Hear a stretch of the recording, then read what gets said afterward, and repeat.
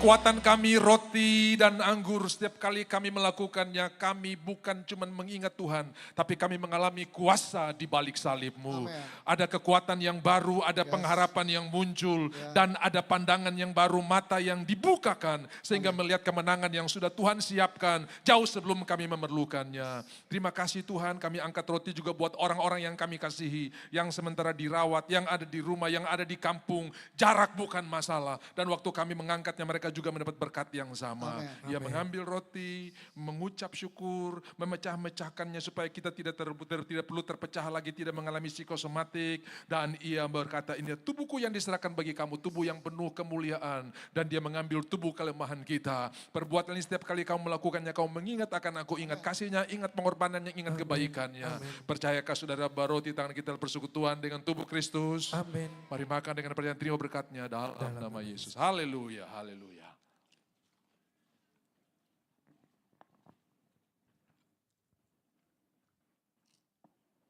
Terima kasih Tuhan, terima kasih Tuhan. Haleluya, haleluya. Di mana darahmu tercurah, terorak di sana ada belas kasihan, ada pengampunan. Saudara Mazmur 91 berkata, walau 1000 rebah di sebelah kiri, laksa sebelah kanan, tapi itu tidak akan menimpamu. Engkau hanya menonton saja. Kenapa? Karena perlindungan yang luar biasa dari Tuhan. Rumah orang Mesir ada tangisan, rumah orang-orang percaya. Ada sorak-sorai, bukan karena mereka baik, tapi karena ada tanda darah. Bukan karena kita baik, tapi karena Kristus yang sudah melakukan bagi kita. Tuhan, obah anggur di tangan kami menjadi darah-Mu. Ia mengambil cawan dan berkata, cawan ini adalah perjanjian baru yang dimeteraikan oleh darahku.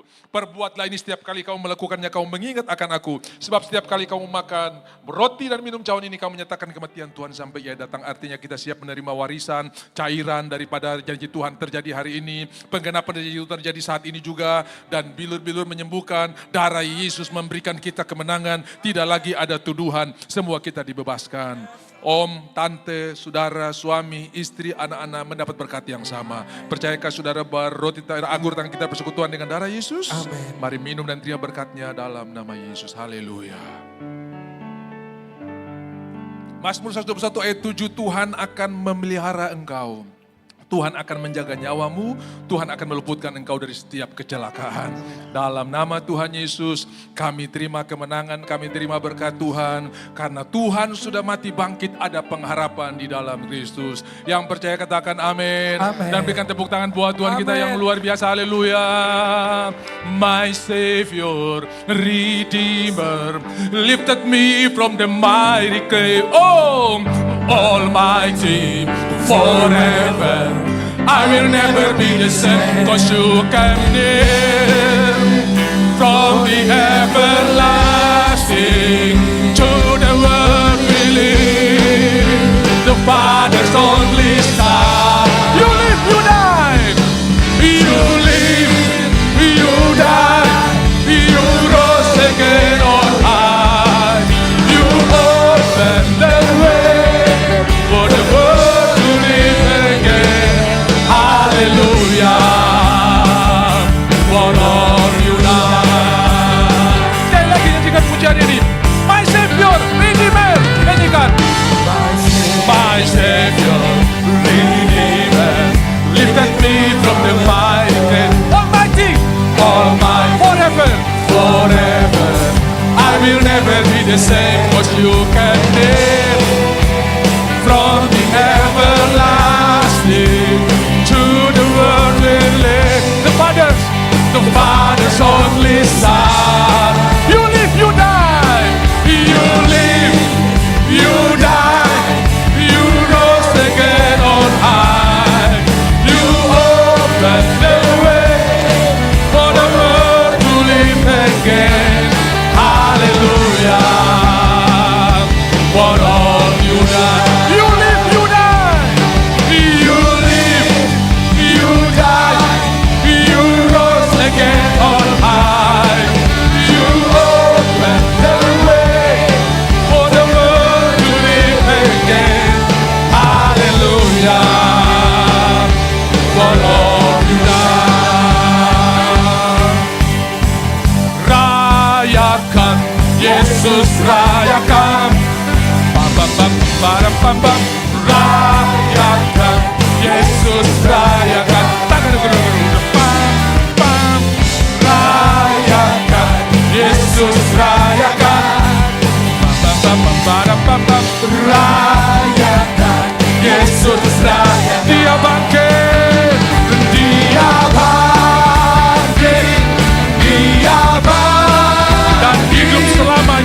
hidup, selamanya. Dia bangkit, dia bangkit. Marilah rayakan kebangkitan Tuhan kita. Dia Yesus bangkit. Yesus bangkit, oh Yesus bangkit, Dan hidup selamanya. selamanya. Bapak Ibu saja, Yesus bangkit.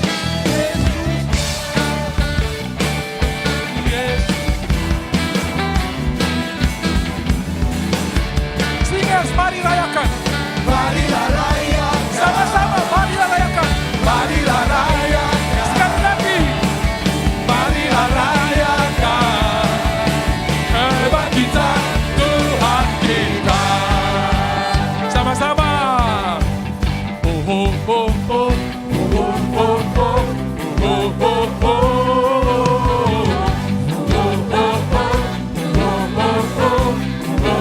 Sekali lagi, oh.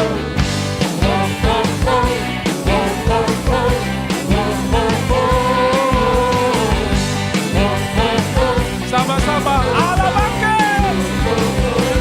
Allah bangkit, bersoraklah.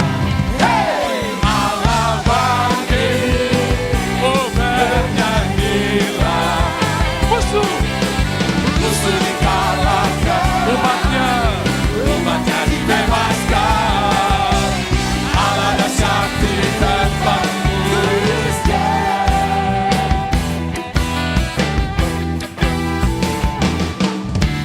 Serahkanlah kekuatanmu, ya Allah. Tunjukkanlah, oh.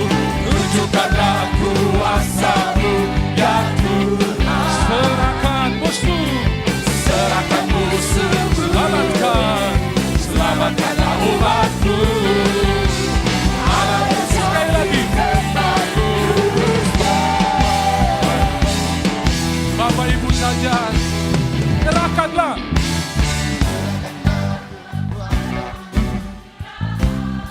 Amin, amin.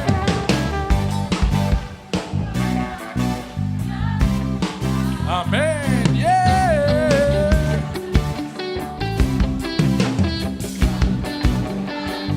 Yes, bersama-sama Allah bangkit.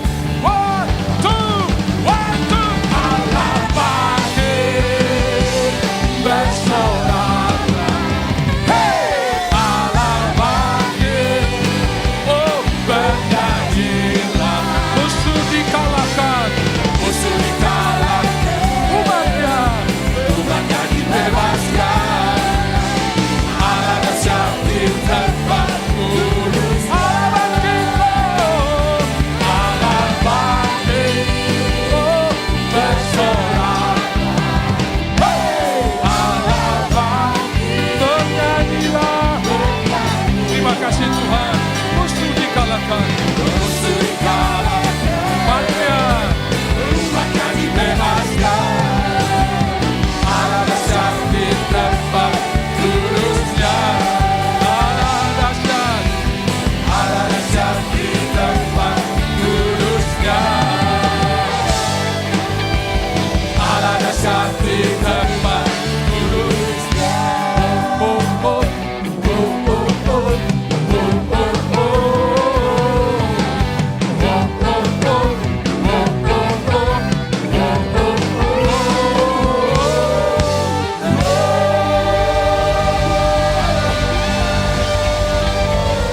Terima kasih.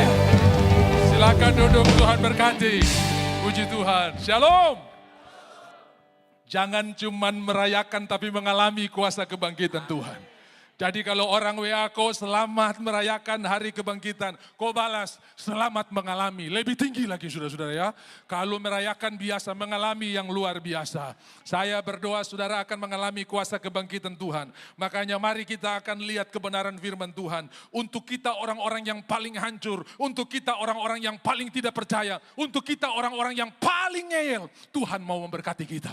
Ya, dia bukan cari orang hebat, tapi dia cari saudara-saudara kalau saya baca Alkitab, itu penuh penuh dengan daftar orang-orang yang paling terlaku, saudara-saudara ya. Tapi Tuhan berkarya buat mereka. Sudah tahu dua kerajaan, utara dan selatan. Itu utara itu paling hancur duluan ya. Paling hancur, 10 suku paling hancur, penyembahan berhala paling hancur. Tapi Tuhan kirim nabi-nabi yang luar biasa. Walaupun nabi-nabi ini mereka bunuh, tapi bukti sayang Tuhan. Dia tidak pernah menyerah dengan saya dan saudara. Bilang kiri kanan ada harapan.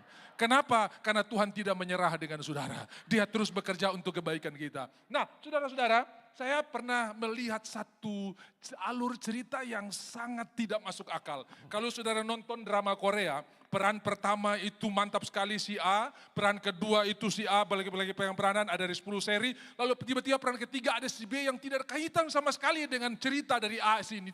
Tapi dia muncul di sana, lalu yang keempat baru lanjut A. Sini kadang-kadang sinopsisnya kurang bagus, alur ceritanya kurang bagus saudara-saudara ya. Tetapi ini terjadi di Alkitab. Saudara kalau baca Kejadian 37 cerita tentang Yusuf, siapa tidak tahu Yusuf? Dibully sama saudara-saudaranya, dijual. Lalu saudara-saudara sementara semuanya itu terjadi, muncul Kejadian 38, Yehuda dan Tamar. Ini cerita yang tidak ada filter, saudara-saudara ya. Bagaimana Yehuda yang pergi camping, bergaul dengan orang yang bukan seiman, lalu menikah orang Kanaan yang dibenci oleh Abraham. Dan dia berkata kepada Eliezer, jangan bawa anakku ke Kanaan, jangan cari perempuan dari perempuan Kanaan. Begitu juga Ishak, saudara-saudara ya. Dari Abraham, Ishak, Yakub semua. Mereka disuruh pergi untuk mencari orang-orang yang lain. Bukan orang Kanaan, karena perempuan Kanaan jahat. Tapi hari itu Yehuda bisa keluar dari rel. Dan itu diceritakan dengan gamblang tanpa filter, sudah tahu? Akhirnya dia punya 3 anak, gak tahu istrinya tidak disebutkan namanya. Karena memang kurang penting untuk disebutkan zaman perjanjian baru. Dan perjanjian lama yang namanya perempuan itu tidak punya nilai. Makanya dalam silsilah mereka tidak ditulis dan mereka tidak diperkenankan untuk menjadi saksi di pengadilan. Makanya waktu perempuan-perempuan datang, kami sudah ketemu kubur kosong, tak ada yang percaya. Terhadap yang percaya saudara-saudara ya. Terhadap yang percaya saudara bisa nanti saudara-saudara lihat. Nah saudara-saudara lalu Yehuda dan Tamar ini muncul. Nah sudah pasal 38, 39 lanjutan lagi dengan Yusuf di rumah Potifar.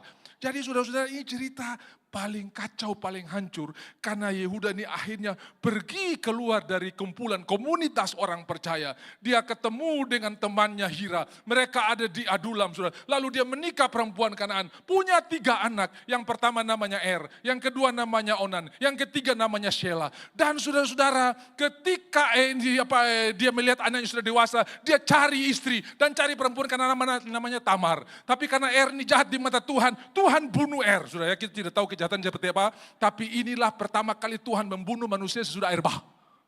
Berarti saking jahatnya, saudara ya. Sebelum air bah, saudara, tidak diceritakan. Sesudah air bah, ini pertama kalinya. Lalu papanya bilang, sudah Onan, kau lanjutkan keturunan dari kakakmu ya. Kau lanjutkan, kau kawin dengan Tamar ini. Tapi Onan ini, saudara-saudara, dia bilang nanti kalau saya punya anak, saya terada nama, saya buka kayak anak nama. Jadi waktu berhubungan badan dia buang maninya di bumi, saudara-saudara. Makanya kalau saudara tahu istilah onani, itu di sini. Ini saya bisa bilang ini masturbasi vaginal, saudara. Dia cuma cari kesenangan seks daripada kakaknya, istri kakaknya. Dan Tuhan membunuh dia, tinggal 1 Shelah. Lalu saudara-saudara, si Yehuda ini tahan-tahan nih kalau anak pertama mati, anak kedua mati, jangan-jangan ini perempuan bawa sial ini. Jangan sampai saya punya anak yang 3 mati juga saudara-saudara ya. Kira-kira sebetulnya, nah saudara lihat cerita ini kacau banget. Lalu terakhir ketika saudara baca baik-baik, akhirnya Yehuda tidur dengan Tamar. Karena Tamar berpenampilan bukan sebagai seorang yang lagi menunggu untuk dipanggil. Karena ada namanya telekung janda. Dan dia lepas itu dia colek mukanya seperti seorang perempuan Dursila. Lalu si Yehuda pakai dia. Saudara-saudara, begitu sampai dia mau pergi pengguntingan bulu domba, si Tamar sudah dengar. Dia terkasih nih Shelah buat saya, dia tidak kasih anak laki-laki ini, saya akan duduk di sana. Lalu dia bilang begini, saya mau pakai kau. Terus bayarannya apa? Rupanya Yehuda ini biasa main begitu sudah-sudah ya. Saya mau pakai kau, bayaran apa? Nanti saya kasih anak domba. Jaminan apa? Nah, nanti saya kirim, tapi saya mau jaminan. Oke, kau minta apa? KTP, kartu kredit. Sudah kira-kira begitu saudara. Lalu dikasih lah saudara, tongkat sama bukti bahwa ini punya si Yehuda saudara ya. Ada tongkat dan itu. Begitu selesai pakai, dia pergi kunting bulu domba, dia turut temannya, pergi bayar dulu nih, ambil saya punya properti, ambil saya punya identitas, ya supaya kita jangan bikin malu. Begitu dia datang, tidak ada Tamar di sana. Mana perempuan di sini? Tidak ada perempuan Rusila. Yang tadi duduk di Enaim di sini, di pintu gerbang Enaim, tidak ada di sini, tidak ada. Bos, toh saya cari-cari tapi tidak ada. Terus, ya sudah biar sudah, ketong biar supaya toh jangan dapat malu. Tiba-tiba Yehuda mendengar Tamar hamil. Ini kesempatan. Jangan cuma lempar dengan batu, bakar dia, bawa dia ke sini, bakar. Pas sudah doa saya dijawab, saya tidak akan kasih dia buat Sela. Saya sengaja menunda dan tunggu waktu terbaik. Ternyata inilah waktunya. Begitu Yehuda si Tamar dibawa, Tamar bilang begini, sebelum kamu bakar saya, tolong periksa dulu, saya hamil dengan orang yang punya KTP ini. Begitu Yehuda lihat, astaga, dia bilang bukan dia yang salah, saya yang salah. Saudara bisa lihat, habis itu Yakub bernubuat, dari Yehuda lahir raja-raja. Pernah masuk akal. Orang paling hancur, orang paling terlaku. Tapi dimasukkan dalam cerita Alkitab untuk buktikan, ketong semua yang terlaku ini pun sangat berharga di mata Tuhan. Dan Tuhan sementara buat cerita buat saya dan saudara. Bisa bilang amin. Bapak Ibu, ini kasih Tuhan yang tidak bisa kita mengerti. Ya, reckless love. Ya, kasih yang tidak masuk akal. Oh, the overwhelming, never ending, reckless love of God. Ini kasih yang tidak masuk akal. Ya, kalau ada domba yang hilang satu, masih tinggal 99, pengusaha normal akan bilang begini, saya akan rawat yang 99 ini. Biar satu hilang masih ada 99. Tapi ini pengusaha yang abnormal. Dia kasih tinggal yang 99, cari yang satu ini. Saudara, itulah Tuhan kita. Dia menempuh jalur yang tidak biasa, hanya untuk saya dan saudara. Saudara bisa baca bagaimana Yesus menceritakan tentang perumpamaan orang Samaria yang murah hati. Ada orang yang turun dari Yerusalem ke Yeriko. Ini jalan darah namanya. Dan mungkin dia baru selesai ibadah. Kadang-kadang selesai kita beribadah ada masalah. Saudara-saudara dengarkan kabar baik. Tuhan tetap mengontrol segala sesuatu. Lalu orang imam lewat. Imam ini orang yang paling tinggi di dalam rumah Tuhan. Ya, imam ini seperti pendeta. Lalu Lewi ini seperti wakil gembala. Saudara-saudara kira-kira ya. Imam lewat. Nah saudara-saudara, ada banyak faktor yang membuat dia hanya melihat dan melewatinya. Pertama, orang ini sudah ditinggalkan hampir mati. Dikatakan di dalam terjemahan yang asli ditinggalkan telanjang, saudara ya. Karena di bahasa Indonesia tidak diterjemahkan semuanya. Tapi dalam terjemahan asli itu ditilangkan setengah mati dan telanjang. Nah menurut hukum Yahudi, kalau sampai saya pergi tolong dan betul-betul dia udah mati, saya harus disingkirkan atau diisolasi 7 hari. Karena saya sudah bersentuhan dengan mayat. Dan itu najis. Itu hukum. Jadi daripada saya spekulasi, jangan sampai yang ke aqua saja, aqua Dev. Ya. Saya punya, ya puji Tuhan. Terima kasih. Nah, daripada saya spekulasi, jangan sampai saya pegang terus dia sudah mayat, maka saya harus diisolasi selama 7 hari. Orang Lewi juga demikian. Nah lalu ada orang Samaria. Orang Samaria ini saudara, mau sebut nama saja mereka tidak mau. Tapi anehnya, kenapa kok bisa ada orang Samaria di situ? Orang Samaria itu paling tidak bisa bergaul. Makanya perempuan Samaria bilang, kamu Yahudi, saya Samaria, kita kan tidak bisa akur. Bahkan saudara, kalau ada orang yang bersentuhan dengan orang Samaria dianggap najis, saudara, lebih najis dari bersentuhan dengan mayat. Tapi kenapa? Dia bisa ada di situ. Saudara lihat, ini gambaran tentang Kristus yang melewati jalan yang tidak biasa. Yang tidak harus dia ada di sana. Dia tidak harus ada di salib. Harusnya kita yang di sana. Tapi karena dia mengasihi kita. Tapi puji Tuhan, dia bangkit, ada harapan. Nah mari kita lihat, saudara-saudara, baik Injil sinopsis, Matius, Markus, Lukas, maupun Yohanes, menulis semua kisah ini dengan luar biasa. Ya, ada cerita yang hanya ditulis Lukas, Matius, Markus, tidak. Misalnya Sakeus. Itu cuma Lukas yang tulis, ya toh? Yang lain tidak. Lalu saudara-saudara ada gembala yang baik, Yohanes 10, yang lain tidak, saudara ya. Kemudian begitu banyak cerita yang tidak ditulis, tapi untuk kebangkitan Tuhan. Matius pasal 28 paling terakhir, judulnya kebangkitan Kristus.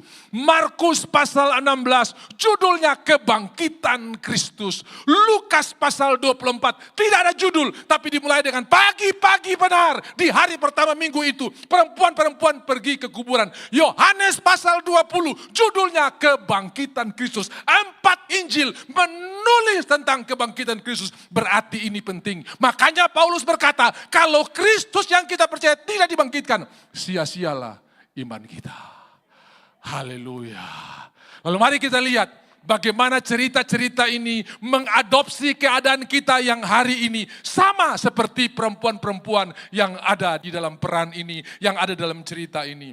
Nah saudara-saudara, saya mulai dengan Injil Matius pasal 27 ayat 66 itu Yesus punya kubur disegel, dimeterai. Jadi kalau sekarang kira-kira dipasang polis lain, do not cross. Tidak boleh melewat. Jadi ayat 63 mereka menghadap kepada Pilatus. Pilatus! Itu orang yang namanya Yesus, mereka kasih juluki dia, saudara-saudara ya. Dia punya nama itu luar biasa. Dijuluki oleh orang-orang yang datang kepada Pilatus ini. Dalam Matius 27 ayat 63, dia Yesus dinamai begini, Tuhan kami ingat bahwa si penyesat. Haleluya. Jadi kalau kau dibilang sesat itu biasa. Yesus saja dibilang penyesatku. Haleluya. Ada sini yang sudah dibilang sesat? Sesatku. Si penyesat itu sewaktu hidup berkata, sesudah 3 hari aku akan bangkit. Jadi kami minta pasukan untuk menjaga kuburnya supaya jangan murid-muridnya datang malam-malam mencuri mayat-mayatnya sehingga penyesatan yang lebih hebat lagi akan terjadi ya. Ya kami minta pengawalan, kami minta pasukan, tolong dijaga. Lalu ayat 66, mereka orang-orang dari mahkamah agama, dari ahli Taurat, ahli Farisi ini, mereka bersama-sama dengan penjaga-penjaga pergi memeteraikan kubur dan menjaganya. Ada saudara sini yang punya keputusan sudah ingkrah pakai meterai? Tuhan masih bisa rubah. Pak ini sudah Garuda ini Pak ini. Sudah mungkin Pak. Bagi manusia tidak mungkin. Tapi bagi Tuhan mungkin saudara-saudara ya. Bisa bilang amin? Saya kasih tahu fakta Hizkia waktu sakit saudara-saudara. Dia didatangi oleh utusan Tuhan nabinya namanya Yesaya bin Amos. Hizkia kasih kabar buat keluargamu karena kamu akan meninggal. Begitu dengar kabar ini dia berbalik ke tembok. Dia bilang Tuhan kau ingat saya ini dulu sekolah minggu. Orang lain belum bangun, saya sudah bangun. Saya melayani Tuhan dengan setia. Tolong kah Tuhan. Langsung Tuhan bilang hei Nabi kau balik lagi kasih tahu dengan dibacakan SK yang kedua. Maka SK yang pertama dinyatakan tidak berlaku. Hizkia ditambah 15 tahun lagi saudara-saudara ya. 15 tahun. Jadi yang sorga punya keputusan saja bisa dirubah saudara ya. Yang raja di atas segala raja satu ketika Billy Graham dipanggil untuk menjadi penasihat, menjadi pendoa Gedung Putih saudara-saudara ya.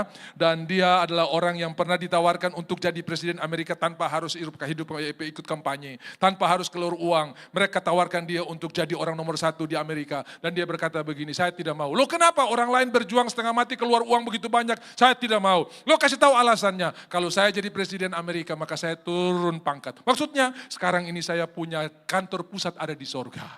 Kalau saya jadi presiden, saya punya kantor pusat ada di Amerika dan itu turun pangkat. Saya tidak mau tinggalkan kantor pusat saya. Oke, kalau begitu kau jadi penasihat, jadi pendoa. Oke siap. Satu ketika dia bilang begini sama penjaga sama ajudannya, tolong kalau saya lagi berdoa siapapun telepon jangan ganggu. Waktu dia sementara berdoa, tiba-tiba ajudannya bilang, Pak, ada telepon. Sasu bilang jangan ganggu. Tapi ini penting Pak, mau penting pun, ini dari Presiden Amerika. Bilang dia saya sementara bicara dengan raja segala raja. Saudara-saudara ya, dia tidak terganggu dengan Presiden Amerika. Kenapa? Karena dia tahu posisi kita dalam Tuhan jauh melebihi segalanya. Amin. Haleluya. Kenapa kita hidup dalam kerajaan yang tidak tergoncang dan raja kita memerintah dengan luar biasa. Nah, kita mulai, saudara. Mereka menyegel kubur Tuhan Yesus. Do not cross, tidak ada yang boleh lewat. Lalu saudara pasal 28, pagi-pagi sesudah hari Sabat lewat, pada hari pertama minggu itu berarti hari Minggu, pergilah mereka ke kuburan. Semua Injil memberikan deskripsi dengan jelas. Mereka membawa minyak dan rempah-rempah dan mur. Semua bilang minyak dan rempah-rempah. Sekali lagi minyak dan rempah-rempah. Nah saya tanya buat saudara, kalau mereka pergi ke kubur membawa minyak dan rempah-rempah, apakah mereka berharap berjumpa dengan Yesus yang hidup atau Yesus yang mayat? Sekali lagi, kalau mereka membawa minyak dan rempah-rempah, akan bertemu dengan Yesus yang hidup atau Yesus yang mayat? Yang mayat. Kalau Yesus yang hidup, buat apa minyak dan rempah-rempah? Karena minyak dan rempah-rempah itu hanya untuk mayat.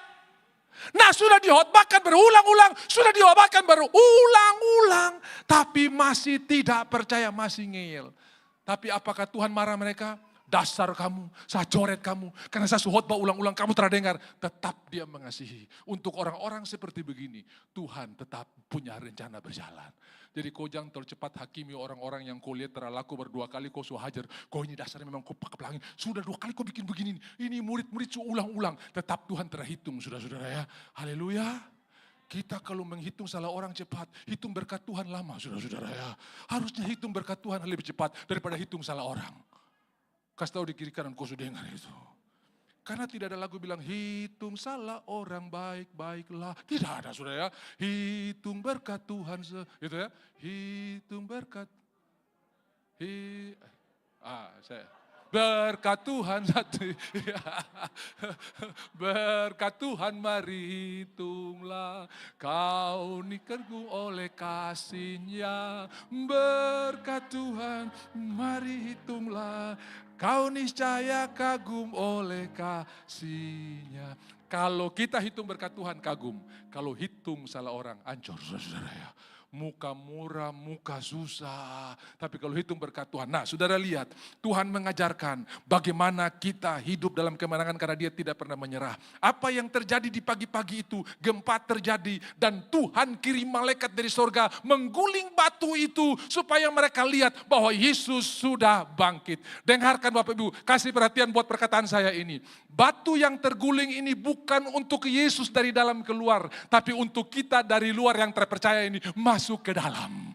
Saya baca ulang-ulang, saya tidak temukan lalu batu terguling kemudian Yesus keluar dan berpapasan mereka di pintu kubur. Tidak ada saudara-saudara ya. Yesus sudah keluar sebelum batu digulingkan karena Dia tidak perlu batu yang terbuka untuk keluar. Dia bisa keluar walaupun batu masih tertutup dan batu itu dibukakan untuk orang-orang yang tidak percaya ini supaya dong masuk dan lihat bahwa Yesus tidak ada. Jadi kau yang rencana mau jadi sutradara untuk kebangkitan Yesus, kau roba itu yang sekarang dong lagi bikin tuh. Begitu batu terguling, Yesus keluar. Tidak ada. Tidak ada, Yesus tuh keluar dulu. Kalau mau lebih bagus, lebih alkitabiah, itu yang jadi Yesus dalam kubur itu bikin pintu rahasia di belakang. Supaya waktu Dia buka batu, orang sudah tidak, Yesus bangkit. Baru Dia muncul dari 25 atas turun ke bawah. Itu lebih keren daripada Dia keluar lewat pintu yang sama dengan dong masuk. Ternyata cerita di Alkitab, kau bongkar, kau cari, kau terakhir ketemu. Lalu Yesus keluar waktu batu terbuka dan bertemu dengan mereka yang baru datang. Terada. Yesus keluar dulu. Sutradara, hati-hati bikin sinopsis yang salah dengan firman Tuhan. Dan kalau ada yang salah kau kasih ingat tahun depan, kau bikin pintu belakang di kubur ini. Jadi waktu dong guling batu, dong masuk, Yesus sudah ada. Itu lebih alkitabiah. Yang sekarang kan lain toh. Begitu batu terguling, Yesusnya keluar. Yesus bangkit. Bukan. Batu belum terguling, Yesus bangkit, keluar. Amin. Kasih tahu, saya mau kasih tahu panitia itu yang dong bikin salah-salah itu ya. Supaya saya sudah cari, saya tidak temukan Yesus keluar lewat pintu yang sama. Tidak, Dia sudah ada di luar sebelum batu tergolek. Dan Tuhan kirim malaikat, Tuhan kirim seluruh kekuatan surgawi hanya untuk orang-orang yang tidak percaya ini. Betapa Tuhan mengasihi kita. Untuk saudara yang masih ragu, Tuhan tidak pernah menyerah. Dia akan kirim semua kekuatan hanya untuk meyakinkan saudara bahwa saya mengasihi engkau. Dia akan buat segala macam cara dan tidak tanggung-tanggung. Pasukan-pasukan surga Dia kirim untuk membuktikan bahwa Dia hidup. Haleluya. Tadi mereka tidak percaya bahwa rempah-rempah. Sekarang mereka lihat kubur kosong. Dompung teologi ancur, saudara-saudara ya. Siapa yang curi ini? Bapak Ibu yang dikasihi oleh Tuhan. Makanya jangan dulu cepat menghakimi orang yang punya pemahaman yang salah. Dengarkan, Tuhan tidak menyerah. Lebih baik kita berkati, Tuhan tolong. Supaya dia bisa melihat kemuliaan Tuhan yang luar biasa. Saya tidak akan lama bicara hari ini, tapi saya ingin tunjukkan buat saudara bahwa Tuhan sementara bekerja untuk kebaikan kita. Sampai di kebangkitan Tuhan pun mesti ada orang yang mengharapkan Yesus Mesias politik. Kalau boleh dia hancurkan Romawi. Karena kalau dia jadi raja, kita aman. Tidak akan ada krisis ekonomi, tidak akan ada makanan yang langka, tidak akan ada bala kelaparan di negeri ini. Karena orang yang 5.000 tidak bawa bekal, hanya dengan 2 ekor ikan dan 5 roti mereka makan sampai kenyang dan ada sisanya. Bagaimana kalau dia jadi raja? Kita pasti aman. Waktu mancing ikan, bukan cuma dapat ikan, tapi di mulut ikan ada uang. Tidak ada inflasi, saudara-saudara ya. Putaran uang pasti aman. Wow, ini orang cocok jadi pemimpin. Dia sangat mengasihi. Rumah sakit tidak akan ada pasien. Kenapa? Karena di mana-mana orang disembuhkan. Sudah mereka bayangkan betapa hebatnya kalau Yesus jadi pemimpin. Bapak Ibu, dan mereka turun karena kecewa dari Yerusalem ke Emmaus. Tuhan tidak bilang begini, karena kamu sebesar, sudah dengar firman, saya kasih biar kamu mau sampai di mana. Saya mau lihat kamu mau berjalan sampai di mana. Tidak. Dia robah skedulnya hanya untuk kembalikan mereka. Jadi Tuhan tidak berjalan, biarkan saudara berjalan sendiri. Walaupun saudara ambil jalan ke Emmaus, Tuhan pun ikut robah skedulnya. Dia menyesuaikan dengan saudara. Hanya untuk mengembalikan saudara ke rencananya yang luar biasa. Haleluya. Tuhan tidak menyerah. Kalau Tuhan tidak menyerah, masa kita menyerah? Jangan dulu menyerah. Amin. Ada harapan. Dia turun ke Emmaus. Lalu saudara-saudara, saya akan pergi ke Yohanes pasal 20. Ini yang diceritakan oleh ada Tuhan itu punya ring 1. Ya, ring 1 3 orang, Petrus, Yakobus, Yohanes. Itu ring 1-nya. Dia punya 12 murid dan ring 1-nya dong 3 ini. Karena kalau rapat dengan 12 murid itu rapat 1 jam bisa 5 jam. Karena 12 orang bisa 24 pendapat, saudara-saudara ya. Rame. Jadi 3 saja, lalu mereka ini nanti meneruskan kepada murid-murid yang lain. Dan 3 orang ini adalah Petrus, Yakobus, Yohanes. Dan saya sudah khotbah di Jumat Agung kemarin. Dari dong 3 ini, maka Petrus itu yang paling tunjuk mengerti. Padahal dia tidak tahu apa-apa, saudara. Tapi dia paling, kadang-kadang dia bicara dulu, pikir belakangan. Ini Petrus, saudara-saudara ya. Ngomongnya cepat sekali, bicaranya luar biasa, tapi eksekusinya nol besar, saudara-saudara ya. Kadang-kadang bicara hebat, tapi eksekusi nol besar. Jadi jangan cepat bombe dulu untuk orang-orang kayak Petrus ini, karena Tuhan punya rencana dari semua 12 murid, Tuhan sebutkan namanya. Tidak sebutkan Yohanes, tapi sebutkan Petrus. Bilang Petrus, saya tunggu dia di Galilea. Yang paling kurang ajar dari 12 murid ini Petrus, dan dia ini disebutkan namanya. Saya tidak mengajak saudara bikin kurang ajar supaya Tuhan sebutkan nama saudara. Tidak, saudara-saudara ya. Tapi ini natural. Petrus memang seperti begitu, dan Tuhan punya rencana luar biasa. Akhirnya dia menjadi soko guru di Yerusalem. Dia menjadi pemimpin di Yerusalem, dan dia memberitakan kabar baik di Yerusalem untuk orang-orang berilmu, untuk ahli Taurat, untuk ahli Farisi. Nah, saudara, sementara Paulus yang rindu sekali untuk jadi gembala di Yerusalem, Tuhan kirim dia kepada bangsa-bangsa yang lain. Dua-dua harus mengandalkan Tuhan. Petrus harus mengandalkan Tuhan karena ilmunya yang terbatas. Dia lulusan nelayan dan dihadapi semuanya adalah dokter-dokter, orang-orang yang pintar firman Tuhan, ahli-ahli Taurat. Sementara Paulus yang punya ilmu tinggi berhadapan dengan orang-orang biasa. Dua-dua harus mengandalkan orang. Bagaimana mengkomunikasikan ilmu yang tinggi dengan orang-orang biasa, dan bagaimana berkomunikasi dengan orang-orang hebat si Petrus ini dengan ilmu yang terbatas. Dua-dua mengandalkan Tuhan. Tujuannya cuma itu, untuk mengandalkan Tuhan. Haleluya. Nah, saudara-saudara, kita akan pergi ke Yohanes pasal 20. Ayat yang pertama, kedua, ketiga, 4, 5, 6, 7, 8. Dan di sana ada kisah tentang 2 murid ring 1 ini yang akan kita pelajari bersama-sama. Setelah lewat hari Sabat, berarti hari Minggu, saudara-saudara, menjelang menyingsing fajar. Pada hari pertama minggu itu pergilah Maria Magdalena dan Maria yang lain menengok kubur itu. Mari kita lihat ayat yang selanjutnya. Ya, klik. Maka terjadilah gempa bumi yang hebat hanya untuk orang-orang ini. Tuhan ingin tunjukkan malaikat Tuhan turun dari sorga juga ikut campur tangan. Dikirim pasukan datang ke batu itu dan menggulingkan lalu duduk di atasnya. Ayat yang ketiga. Wajahnya bagaikan kilat dan pakaiannya putih bagaikan salju. Ayat 4. Dan penjaga-penjaga itu gentar ketakutan dan menjadi seperti orang-orang mati. Nah, ini ayat 5, murid yang dikasihi. Ya. Akan tetapi malaikat itu berkata kepada perempuan, janganlah kamu takut sebab aku tahu kamu mencari Yesus yang disalibkan itu. Lihat dikatakan di sana ayat, ia tidak ada di sini sebab ia telah bangkit. Jadi dong datang tuh kubur kosong, terada. Itu, dong juga tidak berpapasan di depan kubur, tidak ada. Sama seperti yang telah dikatakannya, mari lihat tempat ia berbaring. Dan mereka tidak berpapasan dengan Yesus. Amin. Jadi sekali lagi, batu yang terguling ini bukan untuk Yesus dari dalam keluar. Tapi orang yang tidak percaya dari luar masuk ke dalam untuk lihat bahwa Yesus sudah bangkit. Mari kita lihat ayatnya yang selanjutnya. Kita pergi ke Yohanes pasal 20. Ya, tadi saya bilang Yohanes 20. Kok jadi Matius ini ya? Yohanes 20. Yohanes 20. Nah, ayat yang kelima. Ayat yang kelima. Ini siapa? Murid yang dikasihi. Ia ini siapa? Murid yang dikasihi. Coba kita naik ayat 4 dulu. Ayat 4. Keduanya, yaitu Petrus, berlari bersama-sama, tetapi murid yang lain berlari lebih cepat daripada Petrus, sehingga lebih dahulu sampai di kubur. Nah, kita lihat dulu murid yang lain tuh, naik lagi, ayat yang ketiga. Maka berangkatlah Petrus dan murid yang lain itu ke kubur. Siapa murid yang lain? Di ayat 2 berkata murid yang dikasihi oleh Tuhan. Nah saudara, Yohanes ini adalah murid yang dikasihi Yesus. Gelarnya, semua bilang gelar. Jadi kalau saudara dengar kota pohon korma, itu gelar untuk Yeriho. Ya toh? Kalau di Indonesia, kota udang, Cirebon. Ya toh? Kota Gandaria, Ambon pasti saudara-saudara ya. Pasti Ambon.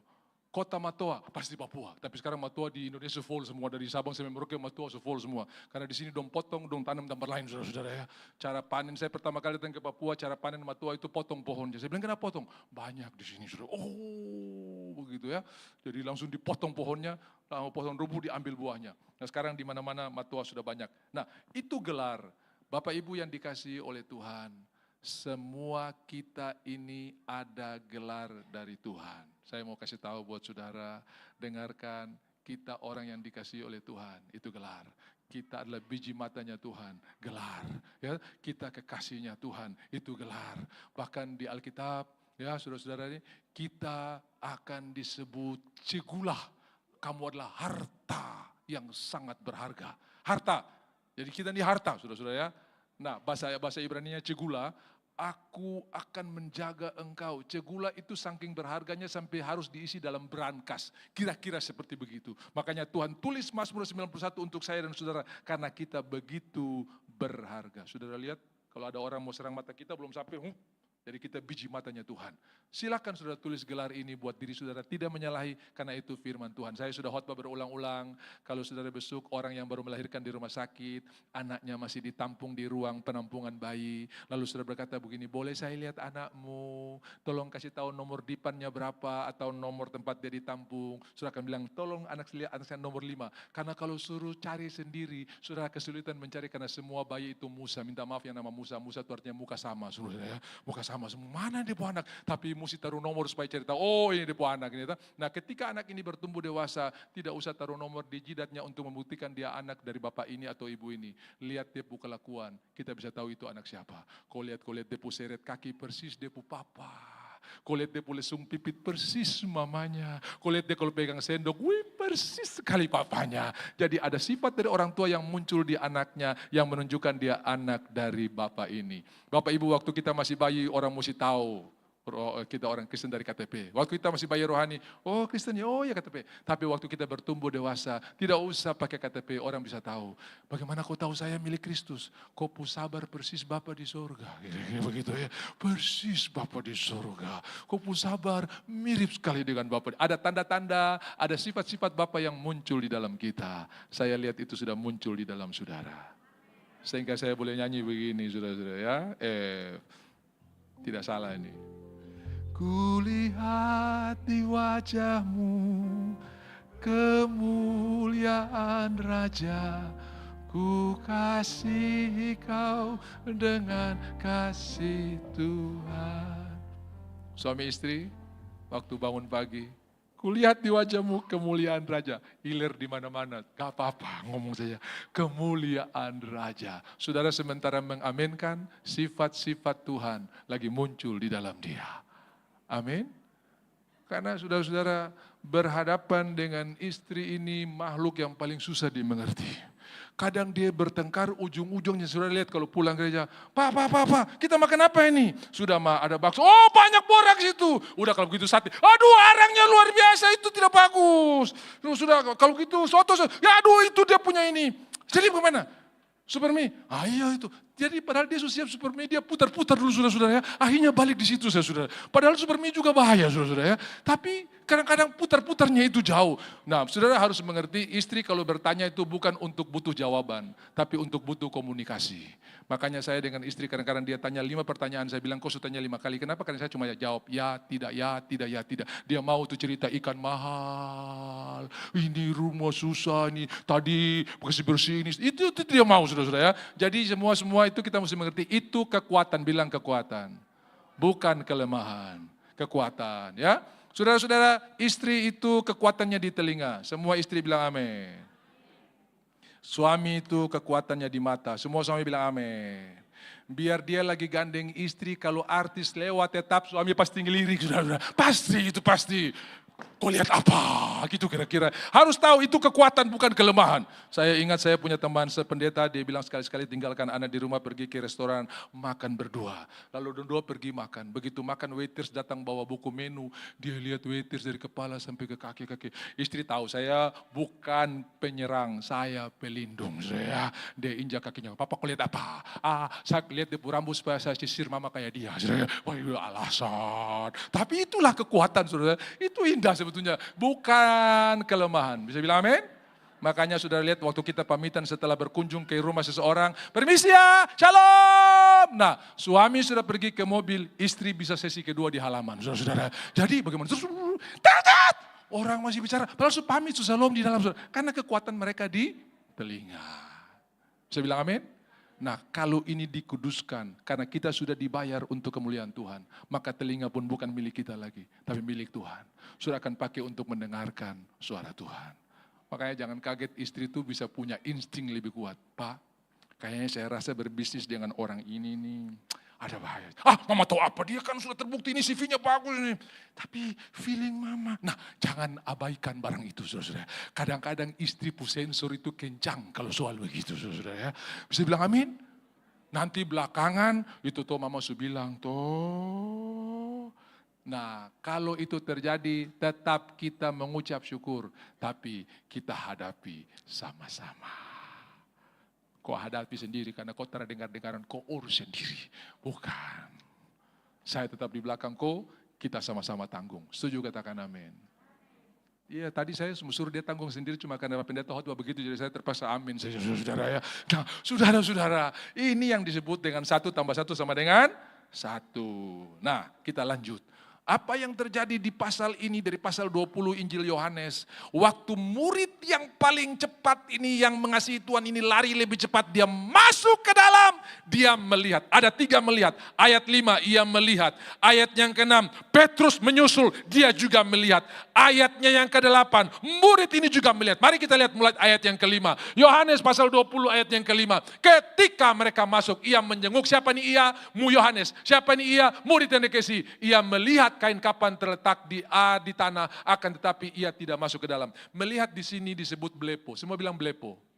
Blepo itu artinya melihat dengan fisik, melihat dengan ya begini sudah. Ya memang begitu lihat tabungan, ya memang hidup ini susah. Begitu dapat surat PHK, ya memang nasib saya seperti itu. Itu melihat langsung stres, langsung tidak punya jalan keluar. Ini blepo, melihat secara jasmani saja. Ya memang tong turunan sih. Memang dulu saya bapak juga kena penyakit ini dan ya memang begini sudah. Itu blepo, melihat secara fisik. Tapi ada melihat yang kedua yang dilakukan oleh Petrus. Ayatnya yang ke-6. Begitu Petrus masuk, dia melihat ayat yang ke-6. Maka datanglah Simon Petrus juga menyusul dia dan masuk ke dalam kubur itu. Ia melihat, kata melihat di sini adalah theoreo. Ya, bukan pateo, bukan, tapi theoreo. Ya, theo itu artinya, theoreo itu asal kata teori. Jadi melihat dengan analisa. Saudara lihat, ia melihat Kalau orang datang curi mayat, kok properti yang berharga nggak dicuri?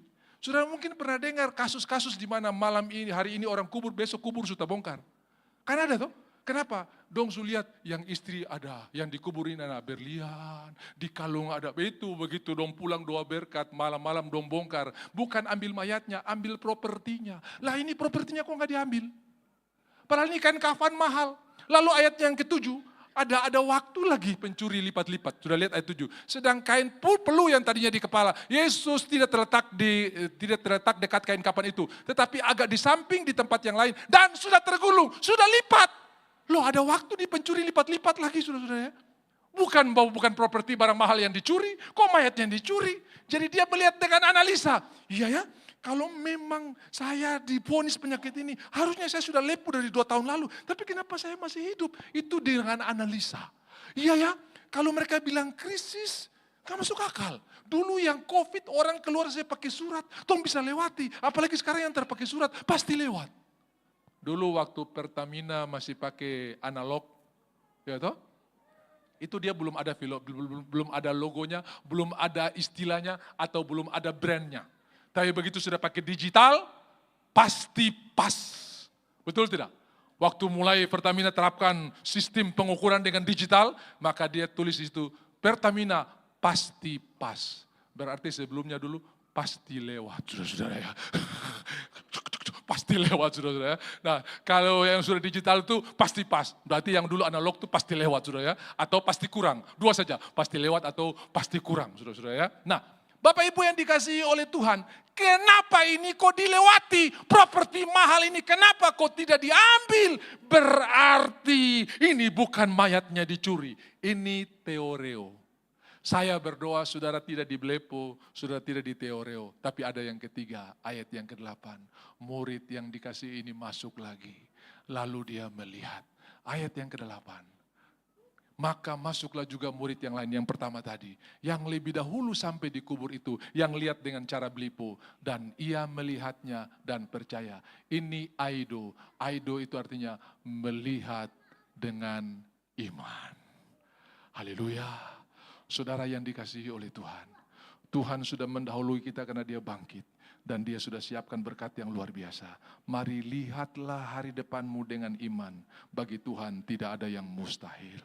Saya sudah cerita, seorang bapak yang punya anak autis, zaman itu autis itu baru muncul, belum banyak dokter, belum banyak orang yang punya keahlian di bidang itu. Dan autisnya ini cukup parah. Tapi setiap kali dia berdoa, Tuhan taruh keyakinan, taruh iman. Dia punya mata yang Tuhan dari melihat ini anak ini dalam keadaan sakit dan masa depannya hancur. Tiba-tiba Tuhan kasih pengurapan dan melihat dan memberikan penglihatan, anakmu akan dipakai luar biasa. Begitu dia amin, dia buka mata, iler di mana-mana. Begitu dia tutup mata, dia lihat anaknya dipakai Tuhan. Nah ini yang disebut dengan aidu, melihat dengan percaya. Dan dia terus mengatakan, nah kamu diberkati. Nah kamu diberkati. Kenapa? Karena dia melihat dengan aidu. Apa yang terjadi? Apa yang dilihat oleh papanya dan diucapkan dengan percaya, hari ini tergenapi. Setiap minggu anak ini mengangkat tangan untuk memberkati jemaat sebelum pulang dari ibadah. Jadi hamba Tuhan. Seorang autis, tapi dilihat dengan mata aido, engkau akan dipakai Tuhan. Luar biasa.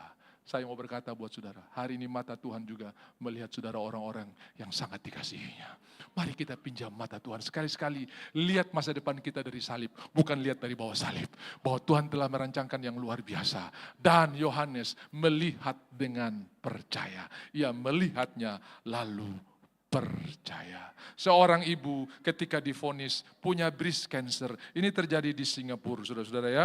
Lalu dokter berkata begini, ibu, untuk kita lebih memaksimalkan hasil diagnosa ini, tolong datang sore hari untuk kita mamogram, ya, supaya kita bisa lihat dia punya tingkat atau stadium di mana, penyebaran sampai di mana, dan antara pagi sampai pergi ke petang, dia meminta Tuhan, biarlah aku punya mata aido untuk melihat kasus ini sesuai dengan mata iman. Kemudian saudara, dia tidak bermaksud jahat, dia tidak bermaksud kurang ajar. Di hasil diagnosa itu yang menuliskan, yang memberikan perincian, yang memberikan catatan yang jelas bahwa ibu ini menderita breast cancer. Dia tulis dengan tangannya sendiri, apakah apakah Yesus juga punya breast cancer? Dia tidak bermaksud kurang ajar, tapi dia melihat dengan mata aido bahwa kalau Yesus tidak punya, saya juga pasti tidak punya. Kenapa? 1 Yohanes 4 ayat yang ke-7. Sebagaimana Kristus di bumi, demikianlah kita. Sebagaimana Kristus, demikian juga kita di bumi ini.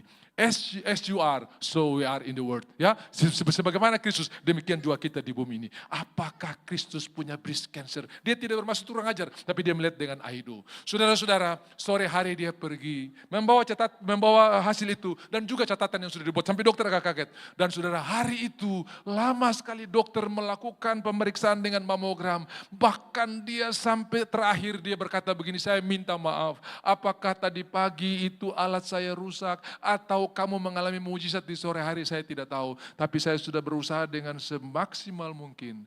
Kamu tidak punya breast cancer lagi. Only one day, hanya 1 hari, melihat dengan mata aido.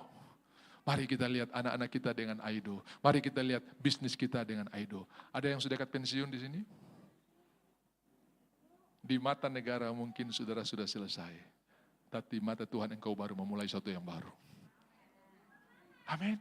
Di mata orang Mesir, Israel sudah selesai. Kiri kanan padang gurun di depan laut. Habis, kita tos. Tidak ada lagi jalan buat mereka. Tapi di mata Tuhan, mereka baru memulai jalan yang baru.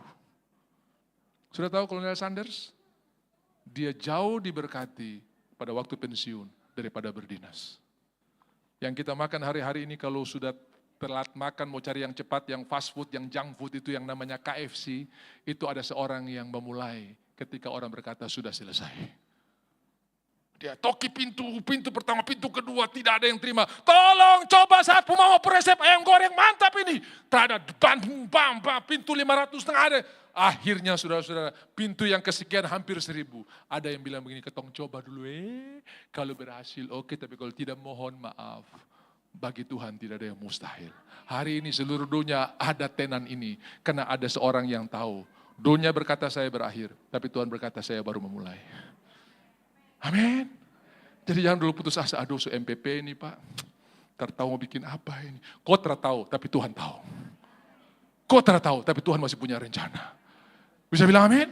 Hai, Tuhan yang bangkit ini yang memberikan kita pengharapan. Karena dia bangkit, ada pengharapan yang luar biasa di dalam Kristus. Percayalah, bagi Tuhan tidak ada yang mustahil. Waktu saya sudah selesai, saudara-saudara ya.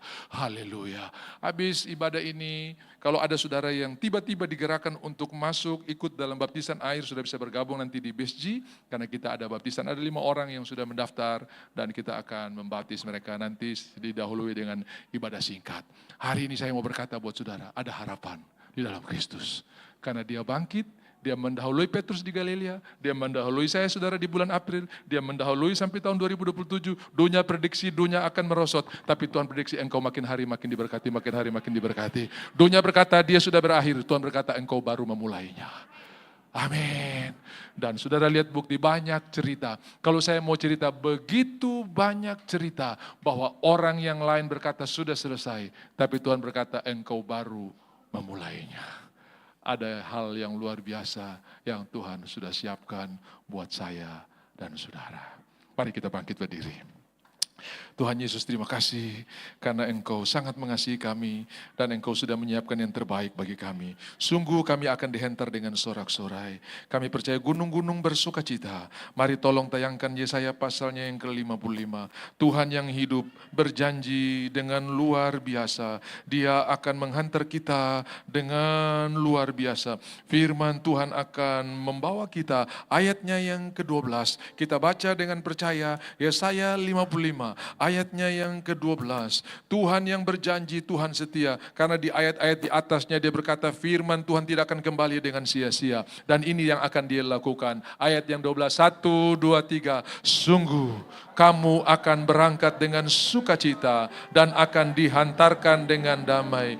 Gunung-gunung serta bukit-bukit akan bergembira dan bersorak-sorai di depanmu. Dan segala pohon-pohonan di padang akan bertepuk tangan. Ini bicara bicara bangsa-bangsa, ini bicara orang-orang lain. Wow, sungguh Tuhan sudah lakukan perkara yang luar biasa. Mazmur 126 ayatnya yang kedua. Baca lagi saudara-saudara ya. Jangan lupa ayat-ayat ini ayat yang luar biasa. Mazmur 126 ayatnya yang kedua. 126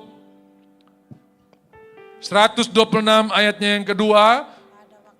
1, 2, 3. Pada waktu itu mulut kita penuh dengan tertawa dan lidah kita dengan sorak-sorai. Pada waktu itu berkatalah orang-orang di antara bangsa-bangsa, Tuhan telah melakukan perkara besar kepada orang-orang ini. Dengar, kalau ada tanahmu sekarang lagi dipakai orang berkebun dan dia belum kasih kembali, bahkan hasilmu pun tidak dibagi buat kau. Percayalah, Tuhan ada punya rencana yang luar biasa. Rencana salah satu, nomor 1, olehmu orang itu diberkati. Bukan oleh orang itu kau diberkati. Ucapkan syukur nomor 1 dulu ini. Terima kasih Tuhan karena saya sudah jadi berkat buat orang itu. Yang kedua, propertimu tidak akan hilang, bahkan Tuhan akan tambahkan lebih hebat lagi. Karena kita dipanggil untuk menjadi berkat. Arahkan hati buat Tuhan dan bilang terima kasih Tuhan.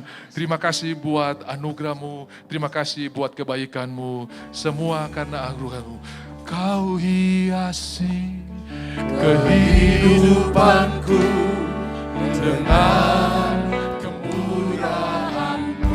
Kau rancangkan, Kau rancangkan masa depanku.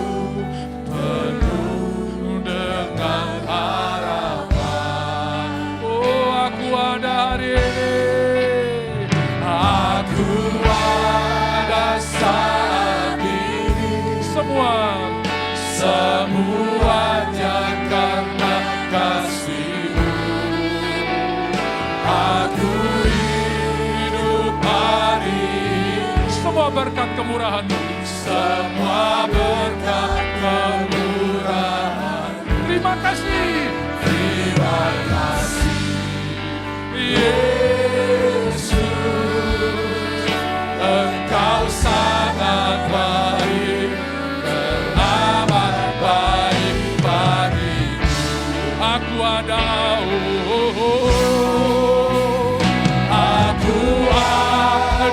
saat ini. Semuanya karena kasih-Mu. Aku hidup hari ini. Semua berkat kemurahan. Terima kasih. Terima kasih. Yesus, Engkau sangat baik, teramat baik bagiku. Yesus, Engkau sangat baik, Engkau sangat baik, teramat baik bagiku. Tuhan sudah mendahului saudara dan Dia sudah siapkan yang terbaik. Dia tidak pernah menyerah, bahkan Dia menyesuaikan jadwalnya dengan jadwal saudara. Waktu engkau belok ke Emmaus, Tuhan ikut sama-sama ke sana untuk memberikan saudara pengertian dan membuka mata saudara. Dan hari itu orang-orang itu diberikan kekuatan, mereka naik ke Yerusalem. 7 mil naik gunung, dikasih kekuatan yang baru. Tuhan kasih kekuatan buat saudara. Ada gunung yang sudah akan lewati, tapi engkau akan lewati itu dengan kemenangan. Pada waktu itu berkatalah orang-orang di antara bangsa-bangsa, Tuhan telah melakukan perkara-perkara besar buat saudara. Tuhan, ini tangan-tangan pemenang. Apa saja yang kami kerjakan, Tuhan akan buat berhasil. Kami punya 2 jubah, jubah instansi dan jubah kerajaan sorga. Jubah instansi akan berakhir, jubah instansi akan pensiun, tapi jubah kerajaan sorga tidak akan berakhir. Dan jubah ini powerful, exousia namanya, dunamis namanya. Kami akan mengalami kekuatan, hikmat, berkat yang luar biasa. Bahkan anak cucu kami tidak akan meminta-minta roti, karena Tuhan memberkati mereka berlimpah-limpah. Terima kasih Tuhan Yesus, terima kasih. Berkat terbaik dari surga sementara tercurah dalam hidup kami.